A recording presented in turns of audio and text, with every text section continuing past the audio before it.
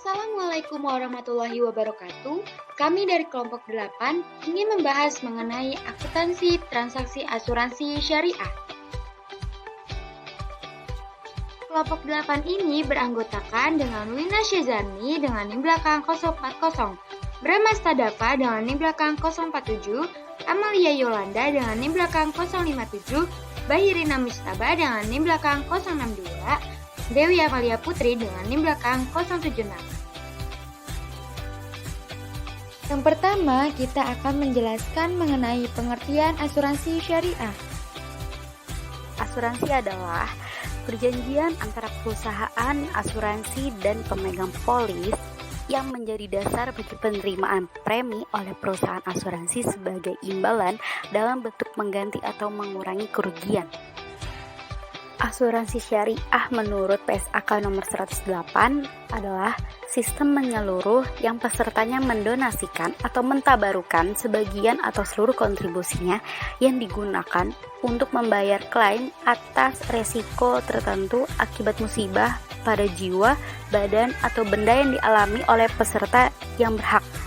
Donasi tersebut merupakan donasi dengan syarat tertentu dan merupakan milik peserta secara kolektif, bukan merupakan pendapatan entitas pengelola asuransi syariah. Ditujukan untuk saling menolong dan melindungi dengan memberikan pergantian ke peserta atau pemegang polis atas kerugian, kerusakan, biaya yang timbul, kehilangan keuntungan, atau pertanggungjawaban hukum kepada pihak ketiga yang mungkin ditanggung peserta atau pemegang polis karena terjadinya suatu peristiwa yang tidak pasti. Asuransi syariah mempunyai dua dasar hukum, yaitu ada Al-Quran dan hadis.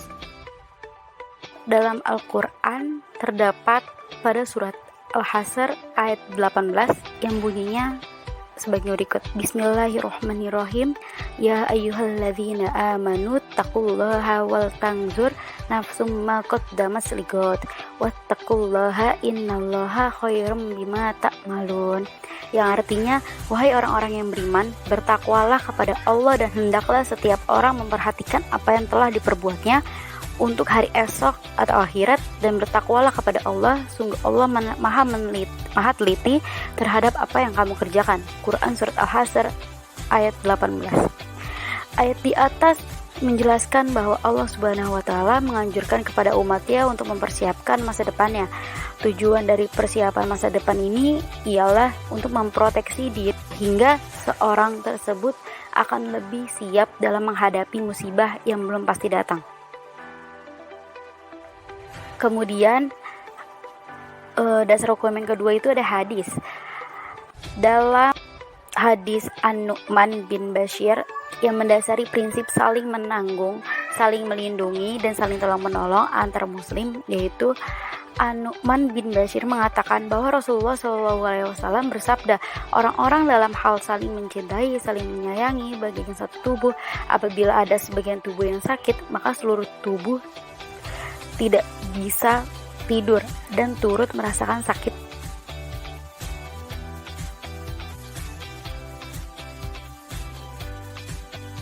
Rukun asuransi syariah ada sikat al-aqad atau ijab dan qabul. Ijab adalah pernyataan pertama yang dikemukakan oleh salah satu pihak yang mengandung keinginannya secara pasti untuk mengikatkan diri. Sedangkan qabul adalah pernyataan pihak lain setelah ijab yang menunjukkan persetujuannya untuk mengikatkan diri.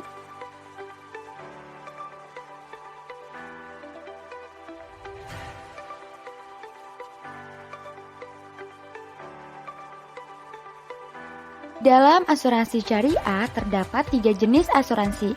Yang pertama ada asuransi kerugian, kedua asuransi jiwa, ketiga reasuransi. Asuransi kerugian. Asuransi kerugian merupakan kesepakatan asuransi yang memperbolehkan jasa dalam pemecahan akibat atas kerugian, kehilangan, keuntungan, dan tanggung jawab hukum kepada pihak ketiga yang timbul dari musibah yang tidak pasti. Produk asuransi kerugian berbentuk asuransi kerugian, contohnya seperti asuransi akibat pembangunan gedung, asuransi kendaraan bermotor, asuransi kebakaran, dan asuransi pembongkaran. Masing-masing premi takaful yang diterima akan dilibatkan ke dalam rekening khusus, yaitu rekening yang diniatkan tabaruk serta dipakai untuk membayar klaim kepada peserta apabila terjadi musibah. Asuransi jiwa. Asuransi jiwa merupakan suatu jasa yang dibagikan oleh perusahaan asuransi dalam pemecahan akibat yang bersangkutan dengan jiwa atau wafatnya seseorang yang diandalkan.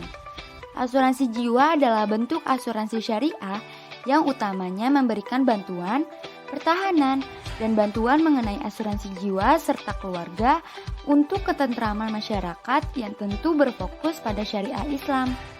Asuransi jiwa ini memiliki produk yang ditawarkan, yaitu bantuan individual, bantuan grup atau kumpulan, bank asuransi atau produk asuransi yang dipasarkan melalui layanan bank, dan khusus asuransi kesehatan. Selanjutnya, reasuransi. Reasuransi merupakan kesepakatan asuransi yang membagikan jasa dan asuransi ulang terhadap akibat yang dihadapi oleh perusahaan asuransi kerugian di perusahaan asuransi jiwa.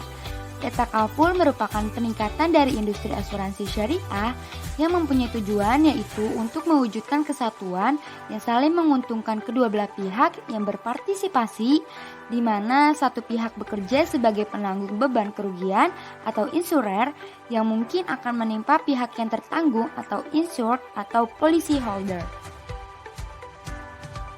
Selanjutnya, asuransi syariah memiliki beberapa karakteristik yang sudah pasti karakteristik tersebut berbeda dengan asuransi pada umumnya. Karakteristik yang pertama yaitu asuransi syariah menggunakan konsep risk sharing antar sesama peserta. Konsep risk sharing tersebut diterapkan dalam bentuk akad tabaru. Berdasarkan akad tabaru sesama peserta asuransi telah bersepakat untuk saling tolong-menolong dan saling menanggung dengan cara membayar kontribusi untuk membentuk dana tabaru, yang nantinya dana tabaru tersebut akan digunakan untuk memberi santunan maupun penggantian kepada peserta yang mengalami musibah.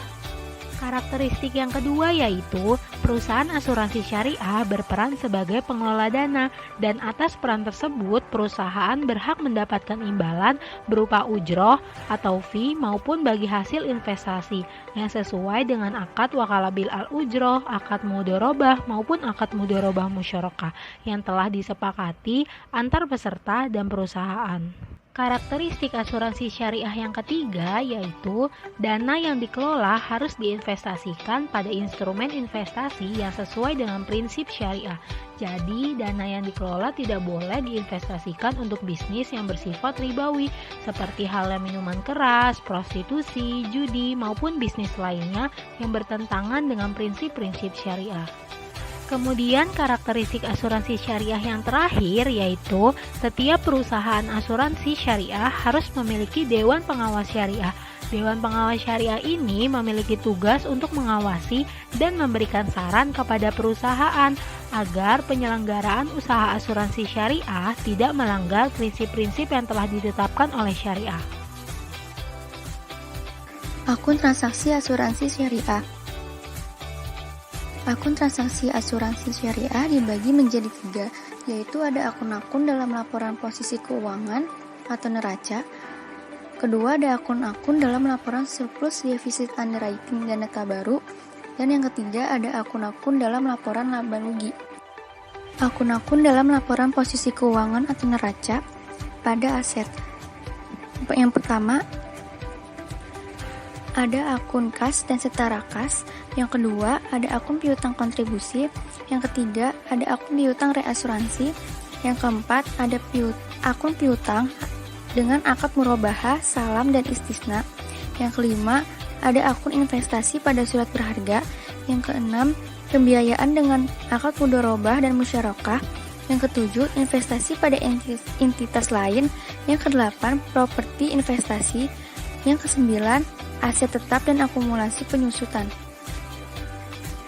Pada kewajiban, terdapat akun penyisihan kontribusi yang belum menjadi hak. Yang kedua, utang klaim. Yang ketiga, klaim yang sudah terjadi tetapi belum dilaporkan. Yang keempat, bagian reasuransi dari pihak lain atas klaim yang masih harus dibayar. Yang kelima, bagian peserta atau surplus underwriting dan data baru yang masih harus dibayar. Yang keenam, utang reasuransi. Yang ketujuh, utang dividen. Dan yang terakhir, utang pajak. Pada dana peserta terdapat akun dana syirkah temporer dengan angkat mudorobah dan yang kedua, dana tabaru. Pada ekuitas terdapat akun modal disetor, yang kedua, tambahan modal disetor, dan yang ketiga, saldo laba. Kemudian, akun-akun dalam laporan surplus defisit underwriting dana tabaru. Yang pertama, ada akun kontribusi bruto. Yang kedua, bagian reasuransi atas kontribusi. Yang ketiga, perubahan kontribusi yang belum menjadi hak. Yang keempat, penerimaan kontribusi untuk periode berjalan. Yang kelima, pembayaran klaim bruto. Yang keenam, bagian reasuransi dan pihak lain atas pembayaran klaim bruto. Yang ketujuh, perubahan klaim yang masih harus dibayar atau outstanding claim. Yang kedelapan, perubahan bagian reasuransi atas klaim yang masih harus dibayar. Yang kesembilan, penyisihan teknis. Ke-10, beban pengelolaan asuransi. Yang ke-11, pendapatan investasi. Dan yang terakhir, surplus atau defisit underwriting dana tabaru. Selanjutnya, akun-akun dalam laporan laba rugi. Yang pertama ada akun pendapatan pengelolaan asuransi. Yang kedua, pendapatan pengelolaan investasi dana peserta. Yang ketiga, pendapatan pembagian surplus underwriting. Yang keempat, pendapatan investasi. Yang kelima, beban usaha. Yang keenam, laba usaha. Yang ketujuh, beban pajak. Dan yang terakhir, laba neto. Di sini saya akan menjelaskan tentang PSAK 108, akuntansi transaksi asuransi syariah. PSAK 108 mengatur pengakuan, pengukuran, penyajian, dan pengungkapan transaksi asuransi syariah. Transaksi akuntansi asuransi syariah yang dimaksud dalam pernyataan ini adalah transaksi yang terkait dengan kontribusi peserta, surplus, dan defisit underwriting, penyisihan teknis, dan saldo dana tabaru. PSAK 108 atau revisi 2016 memberikan definisi asuransi jangka pendek dan jangka panjang. Klasifikasi tersebut mengacu ke PSAK 28, akuntansi kontak asuransi kerugian, dan PSAK 36, akuntansi kontrak asuransi jiwa. Akad asuransi syariah jangka pendek adalah akad asuransi syariah yang memberi proteksi untuk periode sampai dengan 12 bulan atau memberi proteksi untuk periode lebih dari 12 bulan dan memungkinkan penyesuaian persyaratan akad pada ulang tahun polis. Akad asuransi syariah jangka panjang adalah akad asuransi syariah selain akad asuransi syariah jangka pendek. Kontribusi peserta diakui sebagai pendapatan dari dana tabaru dengan ketentuan sebagai berikut. Pertama, untuk akad asuransi syariah jangka pendek, kontribusi peserta diakui sebagai pendapatan dari dana tabaru sesuai periode akad asuransi.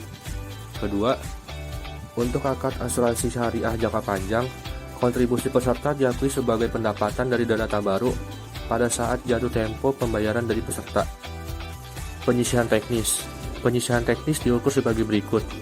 Pertama, kontribusi yang belum menjadi hak dihitung secara individual dari setiap pertanggungan dan besarnya penyisihan ditetapkan secara proporsional dengan jumlah proteksi yang diberikan. Kedua, manfaat polis masa depan dihitung dengan mencerminkan estimasi pembayaran seluruh manfaat yang diperjanjikan dan penerimaan kontribusi peserta di masa mendatang dengan mempertimbangkan estimasi tingkat imbal hasil investasi dana tabaru. Ketiga, klaim yang masih dalam proses diukur sebagai estimasi jumlah klaim yang masih dalam proses oleh entitas pengelola. Jumlah perkiraan tersebut harus mencukupi untuk mampu memenuhi klaim yang terjadi dan dilaporkan sampai dengan akhir periode pelaporan. Keempat, klaim yang terjadi tetapi belum dilaporkan diukur sebesar estimasi jumlah klaim yang akan dibayarkan pada tanggal pelaporan berdasarkan pada pengalaman masa lalu yang terkait dengan klaim paling kini yang dilaporkan. Kelima, perhitungan penyisihan teknis tersebut memasukkan bagian reasuransi atas klaim.